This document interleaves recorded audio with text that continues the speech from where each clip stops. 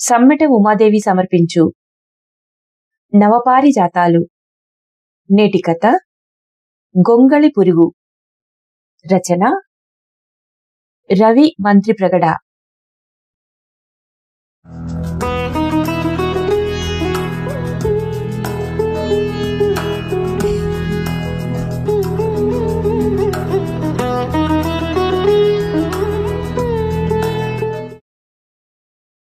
కొన్ని పరిచయాలు చాలా చిన్నవి. గుండెని సూదితో గుచ్చినప్పుడు వచ్చే నొప్పంతా. ఆ పరిచయాలు దొరకడం చాలా సులువు. ఆకాశం భూమి కలిసే చోటును వెతుక్కుంటూ చేసే ప్రయాణమంతా. బంధం లేని పరిచయాలు, పేరు పెట్టలేని బంధాలు, వాటి గురించి మర్చిపోయి బ్రతకడం అంటే చెదలు పట్టిన గోడలకి పైపైన రంగులు వేయటం లాంటిది. అందరికీ అందమైన రంగుల నవ్వులు కనిపిస్తాయి, లోపల పగుళ్లు మాత్రం జీవితాంతం తొలుస్తూనే ఉంటాయి. శీతాకాలం అంటేనే అసహ్యం నాకు. డిసెంబర్ నెల వస్తుందంటేనే ఒళ్లంతా మంటలు పుట్టినట్టుంటుంది. దానికి తోడు రాత్రంతా వర్షం. పిల్లని స్కూల్ బస్ ఎక్కించి మామయ్యకి టిఫిన్ టేబుల్ మీద పెట్టి కిచెన్ కిటికీలో నుంచి బయటికి చూస్తున్నాను. స్కూల్ బ్యాగ్ నెత్తిన పెట్టుకుని చెయ్యి పట్టుకుని వెళ్తున్న పిల్లలు కాగితంతో పడవలు చేసి నీటి గుంతల్లో వదులుతున్నారు. వేగంగా వచ్చిన ఆ కారు ఆ గుంతలో పడవ మించిపోయింది. స్కూల్ బెల్ కొట్టకముందే వచ్చేసిన సర్కారు బడి పిల్లలు దాగుడు మూతలాడుకుంటున్నారు. ఈ ఆటలో ఎప్పుడూ మనకి బాగా ఇష్టమైన వాళ్ళనే ఎందుకు వెతుకుతామో, వాళ్లనే అందరికన్నా ముందు పట్టుకుంటామో నాకెప్పటికీ అంతుపట్టదు. మనం పట్టుకున్నవాళ్లు దొంగ అవుతారని, మనం ఆపిన దగ్గర నుంచి వాళ్ల వెతుకులాట మొదలవుతుందని ఎవరైనా ముందే చెప్తే ఎంత బావుంటుంది. మళ్లీ వర్షం మొదలైంది. పిల్లలంతా స్కూల్లోకి పరుగులు తీశారు. చట్నీ చేయలేదా? కిచెన్ సింకులో కుళాయి కట్టేస్తూ అడిగాడు మావయ్య. చట్నీ ప్లేటు వంక చూశాను. 3 ఇడ్లీలు మాత్రం ఉన్నాయి. పర్వాలేదులే. జాడీలోంచి కొద్దిగా ఊరగాయ వేసుకుంటూ నవ్వాడు. కిచెన్లోంచి బయటికొచ్చేశాను. సాయంత్రం 5:30కొచ్చేస్తాను. రెడీగా ఉండు. దివ్య ట్యూషన్ నుండి వెళ్ళొచ్చేలోపు తిరిగొచ్చేయచ్చు. నేను కట్టిన క్యారేజ్లో కూర రుచి చూసుకుని కొద్దిగా ఉప్పు కలుపుకున్నాడు. ఎందుకు? ఎక్కడికెళ్ళాలి? చెప్పాను కదా, 7వ తారీఖు డాక్టర్ అపాయింట్మెంట్ తీసుకున్నానని. లక్ష్మీదేవి క్యాలెండర్లో 6 స్లిప్స్ని చించి డస్ట్బిన్లో పడేస్తూ నా వంక చూశాడు. నేనే డాక్టర్ దగ్గరికి రాను. అయినా తెలుసు కదా నాకు ఈ తేదీలు లెక్కలు గుర్తుండవని. టీవీ రిమోట్ కోసం వెతుక్కుంటూ గట్టిగా చెప్పాను. ఆఫీస్కి వెళ్ళట్లేదా ఇవాళ? తనడిగే వరకు ధ్యాస లేదు నాకు. టైం 10 దాటి 15 గంటయింది. లీవ్ చెప్పేస్తాను, వెళ్లాలని లేదు. అక్క ఫోన్ చేసింది నిన్న. మనవాడు చాలా అల్లరి చేస్తున్నాడంట. వాడిని ఆపటం అక్కాబావల వల్ల కావట్లేదంటోంది. ఆదివారం వెళ్లి వాణ్ణి తీసుకొచ్చేద్దాం. దేవుడి పటానికి దండం పెట్టుకుని కార్ కీ తీసుకున్నాడు. 2 పిల్లల్ని చూసుకునే ఓపిక నాకు లేకనే వాణ్ణి వాళ్ళ దగ్గర వదిలేశాను. కొన్నాళ్ళు అక్కడే ఉండనివ్వు. వాళ్ళకి పెద్ద పనులే ఉన్నాయి. టీవీ ఆఫ్ చేసేసి బాత్రూంలోకి వచ్చేశాను. కారు వెళ్ళిపోయిన చప్పుడయింది. స్నానం చేసి వచ్చేసరికి కరెంటు పోయింది. బాల్కనీలోకి వెళ్ళి నుంచున్నా. చెమ్మతో చికాగ్గా ఉంది. కింది వాళ్ళింట్లో నుంచి పాటలు వినిపిస్తున్నాయి. ఇన్వర్టర్ మీద పాట వినేయకపోతే వచ్చిన నష్టమేంటో. తేరే మేరే సపునే అబ్ ఏక్ రంగ్ హే. లోపలికి వచ్చేసి తలుపులు వేయబోతుంటే రఫీ పాట వినిపించింది. అసలు కలలు కనడమే దండగా. దాంట్లో మళ్ళీ నీవీ నావీ ఒకటే కలలేంటో నవ్వొచ్చింది. పిలవకుండానే కన్నీళ్లు వచ్చేశాయి. తుడిచేసి గట్టిగా తలుపు మూసేశాను. నిశ్శబ్దంలో నా ఊపిరి నాకే వినిపిస్తోంది. వర్షం ఆగినట్టుంది. చూరు నుంచి పడుతున్న నీటిబొట్లు క్షణక్షణానికి విసిగిస్తున్నాయి. సీలింగ్ వంక చూస్తూ కళ్ళు మూసుకున్నాను. వాడు గుర్తొస్తున్నాడు.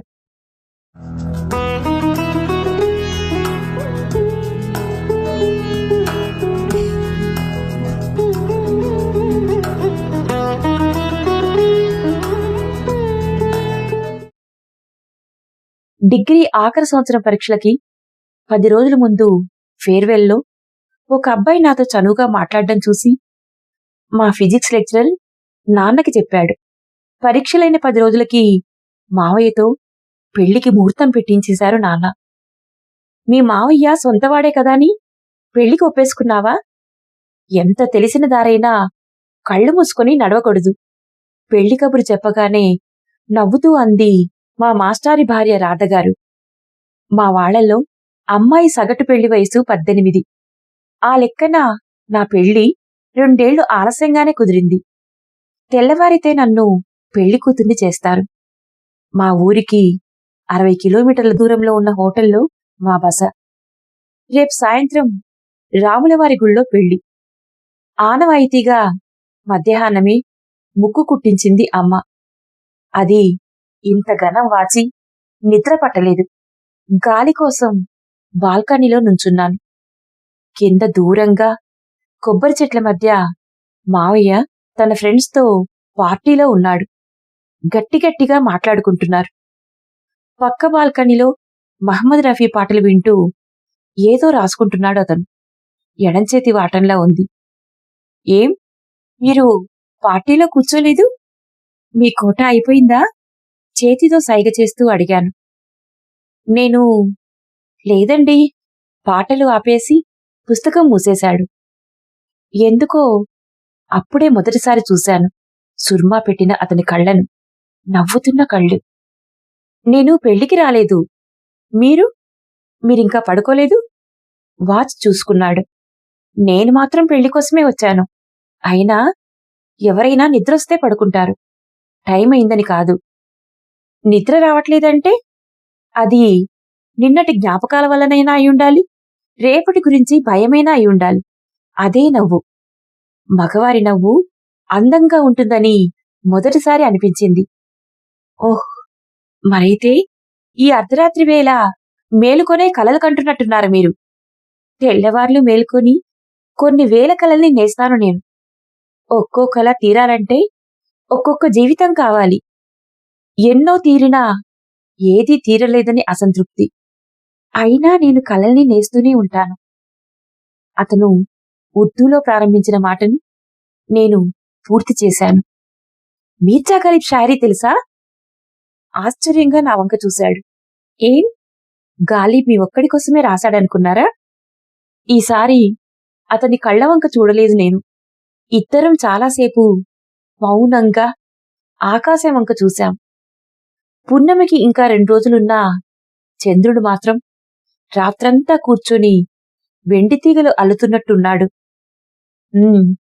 కిటికీలో నుంచి చందమామని చూస్తూ కలలు కనే ప్రతి ఒక్కరికి ఆ చందమామ తమదే అనిపిస్తుంది. వాళ్ల కోసమే వెన్నెల కురిపిస్తుంది అనుకుంటారు. నిజానికి ఆ చందమామ ఎవరికీ సొంతం కాదు. అలాగే కనే కలలు నిజం కావు. ముక్కుని చేతి రుమాలతో నెమ్మదిగా ఒత్తుకుంటూ నిట్టూర్చాను. మొహమాటంగా నవ్వాడు. ఇది పసుపులో కలిపి రాయండి, కొంచెం నొప్పి తగ్గుతుంది. అతని పక్కనే ఉన్న కలబంద తుంచి వెళ్ళిపోతున్న నా చేతికిచ్చి నా ముక్కు వంక చూశాడు. తీసుకొని లోపలికొచ్చేశాను.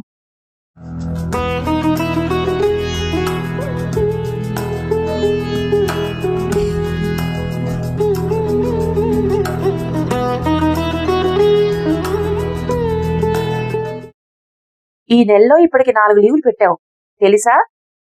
మందలింపుకి అనునయానికి మధ్యస్థంగా అడిగింది మా మేనేజర్. లెక్క పెట్టలేదు. అంతగా ఆరోగ్యం బాగోకపోతే కొన్ని రోజులు బ్రేక్ తీసుకోవచ్చు కదా. ఆలోచిస్తాను. ఇంకేవైనా చెప్పాలా? ఆవిడ సమాధానం చెప్పేలోగా నేను లేచి వచ్చేశాను. నా మొహంలో, నా మాటల్లో నిరాసక్తత ఆమెకి కొత్త కాదు. ఎదుటివాళ్లకి మన అవసరం ఉన్నంత వరకు మనం ఏం మాట్లాడినా ఏం చేసినా చెల్లుతుందని నేను అనుభవంలో నేర్చుకున్న పాఠం. లంచ్ చేశావా? డెస్క్ దగ్గరికి వచ్చేసరికి మావయ్య నుండి మెసేజ్. నేను మెసేజ్ చూసిన 2 నిమిషాల్లో కాల్ చేసి అదే మాట మళ్ళీ అడిగాడు. చెయ్యలేదు. వచ్చి తినిపిస్తావా? ఫోన్ ఎత్తిన వెంటనే గట్టిగా అడిగాను. మెల్లగా మాట్లాడు. ఎందుకిప్పుడంత కోపం? సాయంత్రం అక్క రమ్మంది. తను ఫోన్ చేస్తే నువ్వు తీయట్లేదని చెప్పింది. చూస్తాను. మళ్ళీ చెప్పానని కోప్పడకు. లంచ్ చేసి టాబ్లెట్లేసుకో. మందులు నీ బ్యాగ్లో పెట్టాను. ప్లీజ్, ఇది నీకోసం. మన ఫోన్ కట్ చేసేశాను. సంవత్సరాలుగా నిర్లక్ష్యంలో మగిన నాకు ఇలా ప్రేమను చూపిస్తుంటే తీసుకోవడం కూడా తెలియట్లేదు. నాకు అవసరమైనప్పుడు దొరకలేదు. ఇప్పుడు నాకు అక్కర్లేదు. అమ్మింటికెళ్లడం ఇష్టం లేక నాది కాని పనిని ముందేసుకుని కూర్చున్నాను. చీకటి పడింది. గమనించలేదు. ఆఫీస్ అద్దాల్లో నుంచి బయటికి చూస్తే ట్రాఫిక్లో ఇళ్లకు పరుగులు తీస్తున్న కార్లు, మనుషులు. ఇన్నేళ్లలో ఎంత మారిపోయింది ఈ నగరం. నిజంగా మారిందా? అద్దంలో నా నీడ నన్ను అడుగుతున్నట్టు అనిపించింది. బ్యాగ్ సర్దుకుని ఇంటికి బయలుదేరాను. స్కూటీ ముందుకు పోతుంటే నన్ను నేను వెనక్కి లాక్కుంటున్నట్టు అనిపిస్తోంది.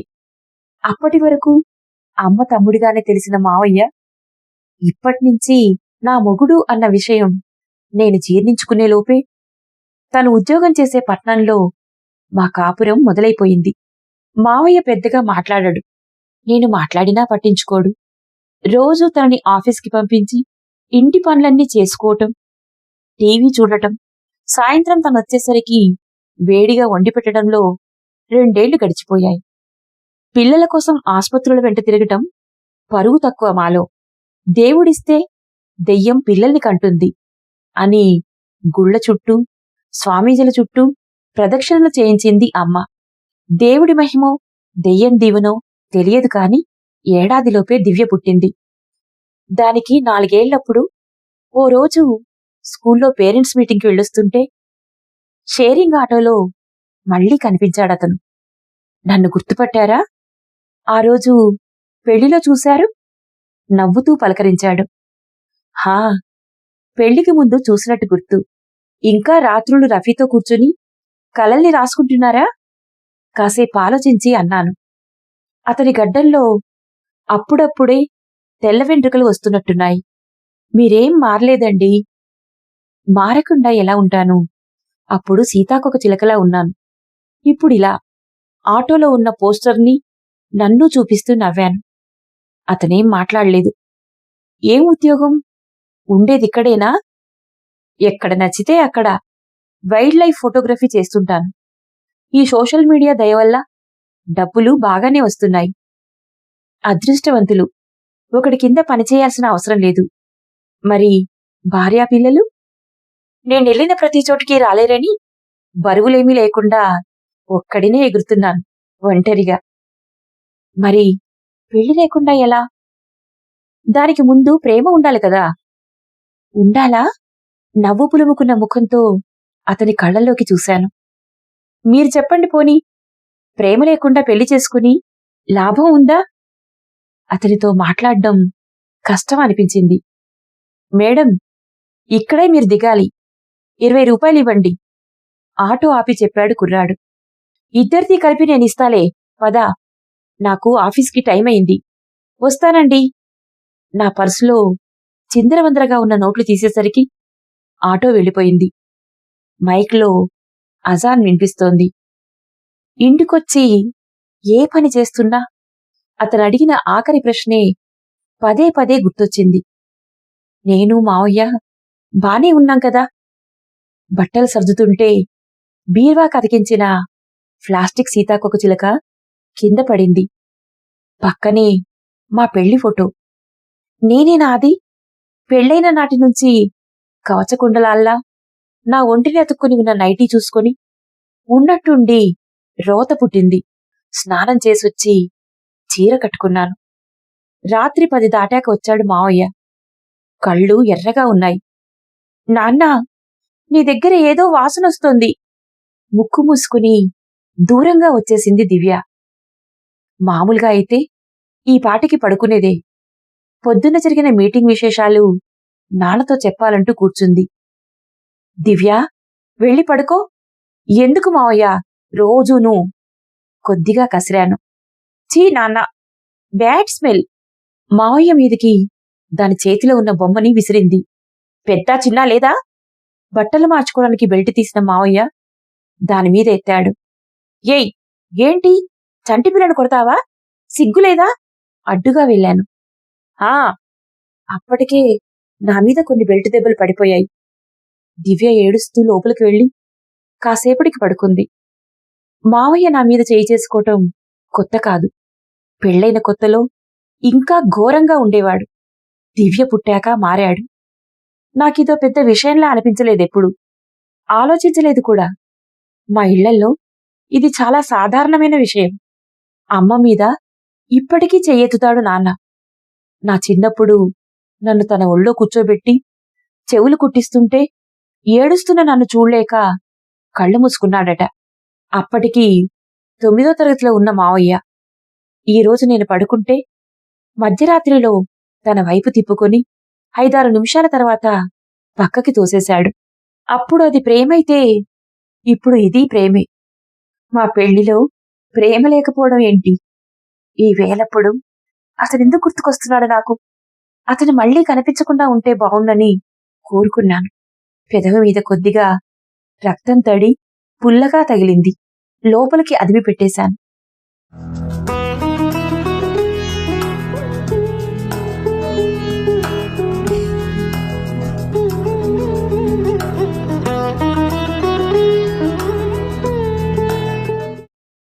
మీరు ఈ ఏరియాలోనే ఉంటున్నారా? లేక నన్ను ఫాలో చేస్తున్నారా? ఓ 10 రోజుల తర్వాత మటన్ కొంటుంటే కనిపించాడు. మీకేమనిపిస్తుంది?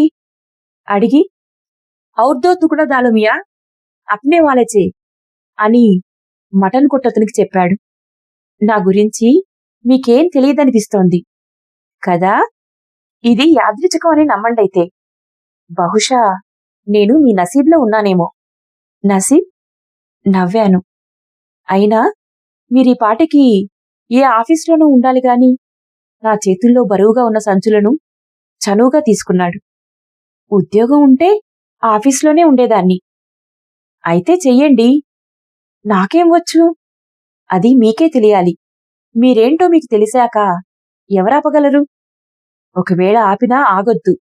ఎగిరినంత దూరం ఎగరండి. రెక్కలకి అలుపు రానివద్దు. మీరు వెళ్ళినంత దూరం ఆకాశం మీదే. మళ్లీ నేను మీకు కనిపించినప్పుడు చెప్పండి మీ ప్రయాణం ఎలా ఉందో. వెళ్ళిపోతూ చెప్పాడు. అతనా రోజు ఏ ఉద్దేశంతో అన్నాడో కాని నాకు ఉద్యోగం మీద మనసు పుట్టింది. కనిపించిన ప్రతి ఉద్యోగానికి అప్లై చేశాను. ఒక న్యూస్ మొబైల్ యాప్ కంపెనీలో తెలుగు కంటెంట్ రైటర్గా ఉద్యోగం సంపాదించాను. జీవితం మారిపోయింది. నెల జీతం చూసుకునేసరికి నిజంగానే అతను చెప్పినట్టు రెక్కలు కట్టుకుని ఎగిరిపోయాను. ఉద్యోగం వచ్చాక నా మీద నాకు శ్రద్ధ పెరిగింది. మావయ్య చెయ్యి చేసుకోవటం తగ్గించాడు. 3 నెలల తర్వాత మా పత్రికలో అతని ఫోటోల గురించి వచ్చిన కాలం కనిపించి కాల్ చేసి కాఫీకి పిలిచాను. ఆ తర్వాత చాలా కాఫీలకి కలిశాను. కొన్ని అనుకోనివి, మిగిలినవి నేను కావాలనుకున్నవి.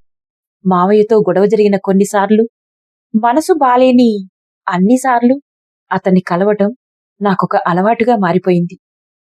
ప్రతిరోజులానే లేస్తున్నాను, ఆఫీస్కి వెళ్తున్నాను, ఇంటి పనులు చేసుకుంటున్నాను.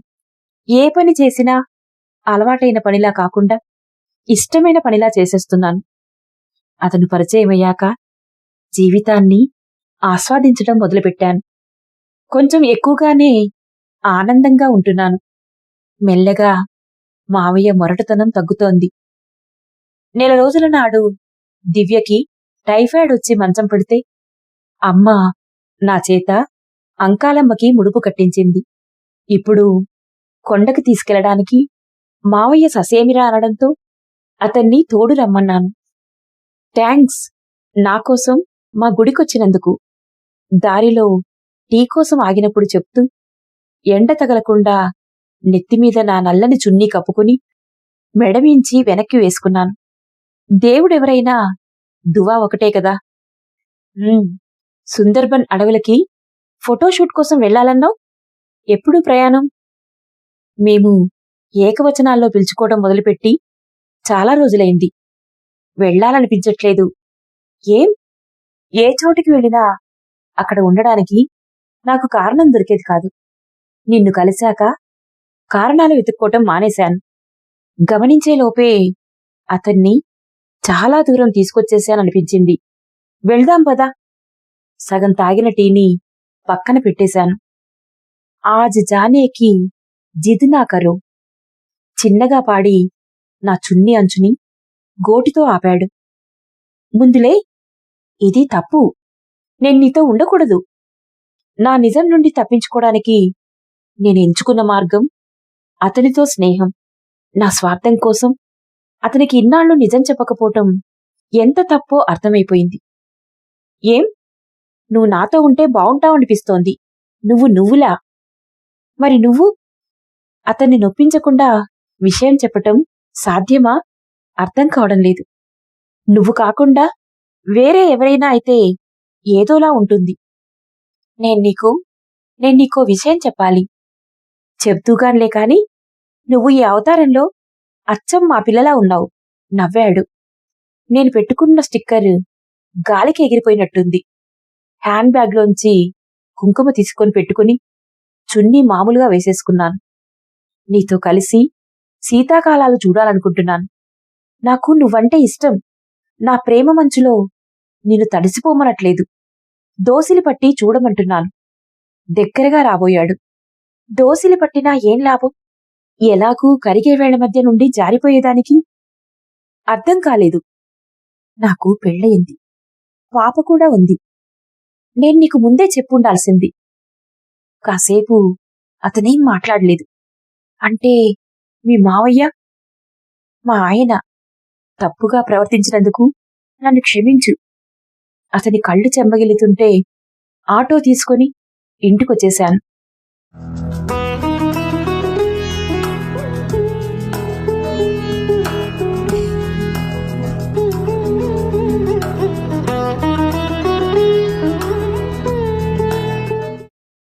నాలుగు రోజులు నిద్రలేదు.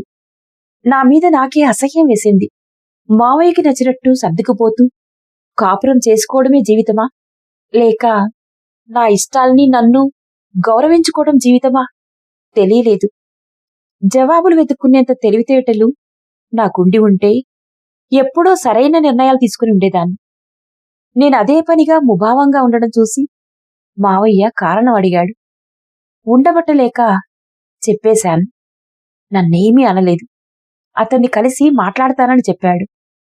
ఊరి నుండి నాన్న, మావయ్య దగ్గర స్నేహితులు ఏదో పనుందని వచ్చారు. పగటిపూట ఇంట్లో ఉండి రాత్రిళ్ళు బయటికి వెళ్లి తెల్లవారి ఇంటికొచ్చేవారు. మనసెందుకో కీడు శంకించింది. అతన్ని కలవాలనిపించింది. సారీ చెప్పి జాగ్రత్తగా ఉండమని చెప్పి వచ్చేశాను. ఇంక నువ్వు బెంగపడకు. ఏ సమస్య లేదు. అతను వెళ్ళిపోయాడు. ఇక నీకు కనిపించడు. ఆ డిసెంబర్ నెల మధ్యరాత్రిలో మావయ్య నా మీద చెయ్యి వేస్తూ చెప్పాడు. నన్ను క్షమించాడా? మావయ్య కళ్ళలోకి చూశాను. లైట్ ఆర్పేశాడు. తర్వాత అతని నెంబరు పలకలేదు. నా మీద కోపంతో కెమెరా పట్టుకొని దేశాలు పట్టుకుని తిరుగుతున్నాడేమో అనుకున్నాను. మావయ్య నా మీద కురిపించిన ప్రేమకు ఫలితంగా చిన్నాడు పుట్టాడు. ఓ రోజు వాడి ఆట కోసం అటక మీద దివ్య పాత బొమ్మలు తిరిగేస్తుంటే పగిలిపోయిన కెమెరా కనిపించింది రక్తం మరకలతో. అతని సుర్మా కళ్ళు గుర్తుకొచ్చాయి.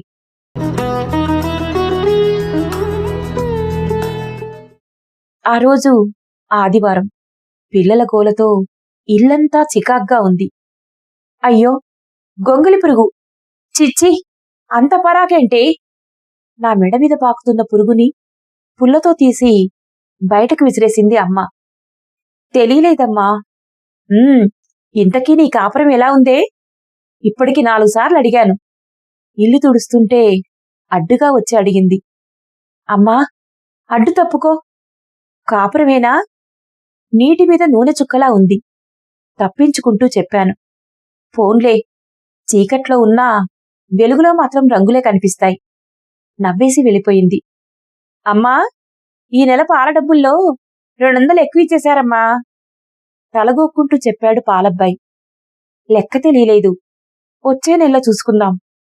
పాలు పోయించుకొని లోపలికొస్తుంటే చూశాను. అప్పుడే రాయడం నేర్చుకుంటున్న నా కొడుకు ఎడం చేత్తో రాస్తున్నాడు.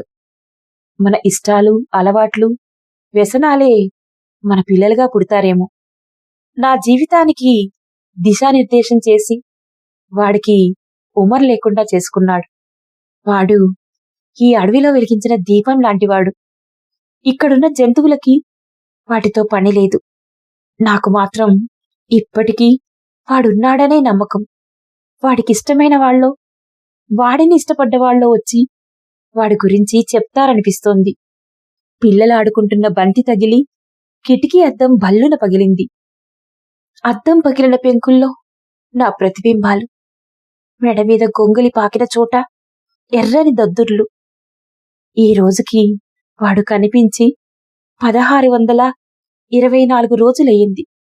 వాడు గుర్తొస్తున్నాడు.